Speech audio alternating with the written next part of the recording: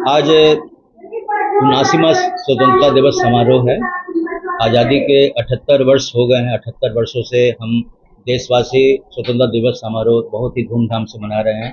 सत्यम शिवम सुंदरम संस्थान में शिवम कॉन्वेंट के अंतर्गत यह जो समारोह है यह हर्षोल्लास के साथ मनाया जाता है। हर वर्ष की बात है, इस वर्ष भी हम स्वतंत्रता दिवस मना रहे हैं।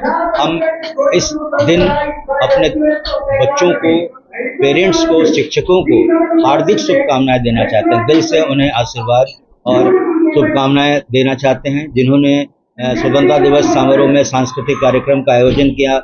उन शिक्षकों को भी मैं साधुवाद देना चाहूँगा।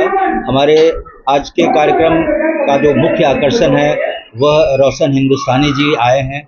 उन्होंने संस्थान के डायरेक्टर श्री ओम नारायण सर को सम्मानित किया है।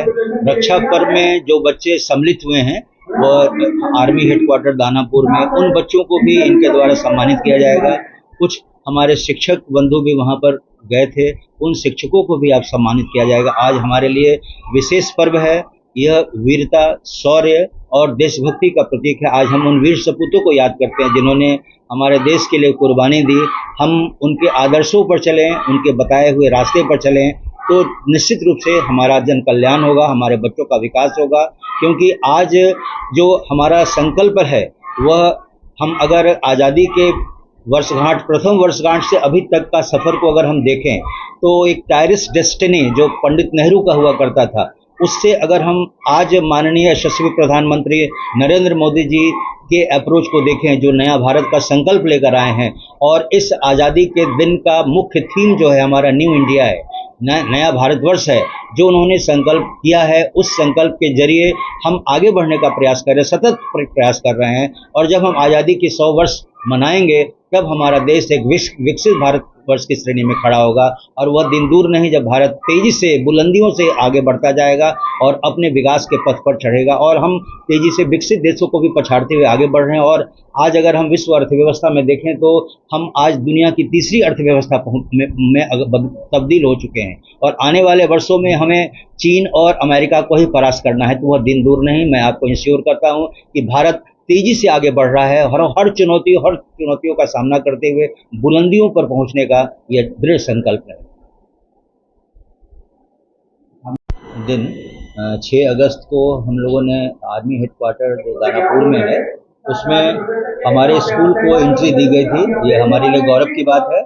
हमारे कुछ बच्चे और कुछ टीचर्स यहाँ से वहाँ गए थे जिन्होंने ब्रिगेडियर को, कर्नल को और वहाँ के वीर जवानों को हाथों में कलाइयों पर राखी को बांधा था। और रक्षा पर्व में सांस्कृतिक कार्यक्रम में भी हमारा विद्यालय शरीक हुआ था। इसी के उपलक्ष्य में हमारे कुछ बच्चे और टीचर को आज सम्मानित किया जा रहा है और ये विशेष गौरव की बात है। और जो हर घर तिरंगा के जो संयोजक हैं वो हमारे बीच हैं, हिंदुस्तानी जी। उन्होंने बच्चों को हर घर तिरंगा के अंतर्गत बच्चों को तिरंगा उपलब्ध कराया है। और इन तमाम लोगों को जिन्होंने रक्षा पर्व में शरीक हुए, उन लोगों को सम्मानित करने जा रहे हैं, तो हमारे लिए गौरव की बात है। हर दिन हर वक्त देशभक्ति के लिए होता है। आज के दिन उमंग थोड़ा ज्यादा होता है, बच्चों तरह तरह किरदार निभाते हैं और उस किरदार में ढल भी जाते हैं। तो क्या क्या कार्यक्रम हुआ है? ये हमारे यहाँ जो कार्यक्रम है वो सांस्कृतिक कार्यक्रम है। और इस सांस्कृतिक कार्यक्रम में देशभक्ति गीत है ना, वंदे मातरम से संबंधित गीत है, एक स्किट की प्रस्तुति है जो देशभक्ति पर आधारित है, या बच्चों का हिंदी और इंग्लिश में जो स्पीच जो बच्चों ने तैयार किया है वो भी देशभक्ति से ओतप्रोत है।